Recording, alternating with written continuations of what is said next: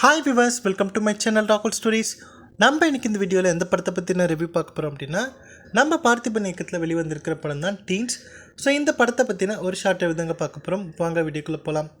இந்த படத்தோட one line story என்னென்னு பார்த்திங்க அப்படின்னா, ஒரு 13 டீனேஜ் பசங்க, பாய்ஸ் அண்ட் கேர்ள்ஸ் சேர்த்து. ஸோ இவங்க ஸ்கூல் படிச்சுட்ருக்க ஒரு டீனேஜ் பசங்க. ஸோ இவங்க என்ன நினைக்கிறாங்க அப்படின்னு பார்த்திங்க அப்படின்னா, நம்ம இதுக்கப்புறம் சின்ன பசங்க இல்லை அப்படின்னு சொல்லி தன்னுடைய பேரண்ட்ஸ்க்கு வந்து ப்ரூவ் பண்ணணும் அப்படின்னு நினச்சிக்கிட்டு ஒரு நாள் ஸ்கூலை கட் அடிச்சுட்டு 13 பசங்களும் பார்த்திங்க அப்படின்னா அந்த குரூப்பில் இருக்கக்கூடிய ஒரு பொண்ணோட பாட்டி வீட்டுக்கு போகணும், கிராமத்தில் இருக்கக்கூடிய தன்னுடைய பாட்டி வீட்டுக்கு போகணும் அப்படின்னு சொல்லி முடிவு பண்ணி இந்த 13 பசங்களும் அந்த ட்ராவல் வந்து ஸ்டார்ட் பண்ணுறாங்க. ஸோ அப்படி ஸ்டார்ட் பண்ணும்போது வழியில் அவங்க எதிர்கொள்கிற பிரச்சனைகள் தான் இந்த படத்தோட மீதி கதை.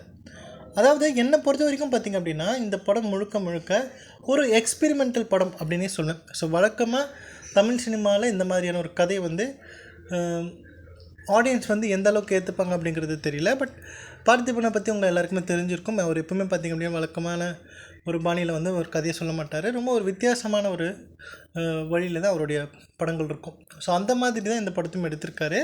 ஸோ இந்த படத்தை முழுக்க பார்த்திங்க அப்படின்னா முக்கியமான கேரக்டர்ஸ்னு பார்த்திங்க அப்படின்னா இந்த 13 பசங்களும் ப்ளஸ் நம்ம பார்த்திபனும்.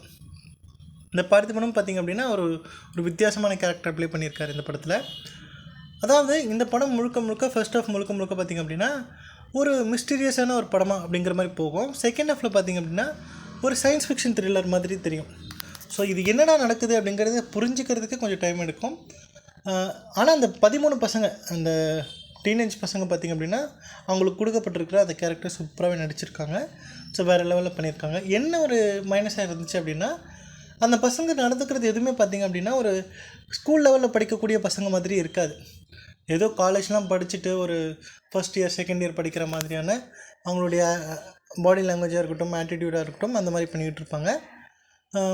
போகிற போக்கில் பார்த்திங்கன்னா அந்த டீனேஜர்ஸ்க்கான இருக்கக்கூடிய அந்தந்த விஷயங்களை பற்றி பேசுனதாக இருக்கட்டும், அதெல்லாமே சூப்பராகவே இருக்கும். ரொம்ப இன்ட்ரெஸ்டிங்காக போயிட்டுருக்கு.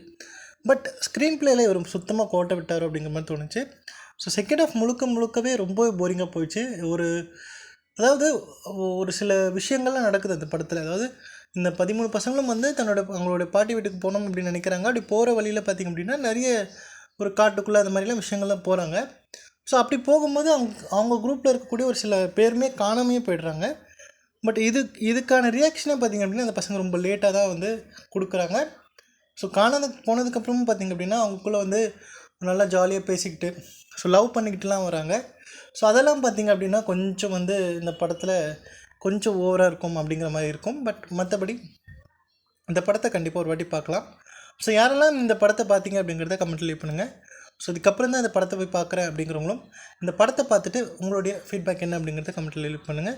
ஸோ இந்த வீடியோ பிடிச்சிருந்தால் லைக் பண்ணுங்கள், ஷேர் பண்ணுங்கள். மறக்காமல் என்னுடைய ராகுல் ஸ்டோரிஸ் அப்படிங்கிற என்னோடய யூடியூப் சேனலை சப்ஸ்கிரைப் பண்ணிவிடுங்க. தேங்க்யூ.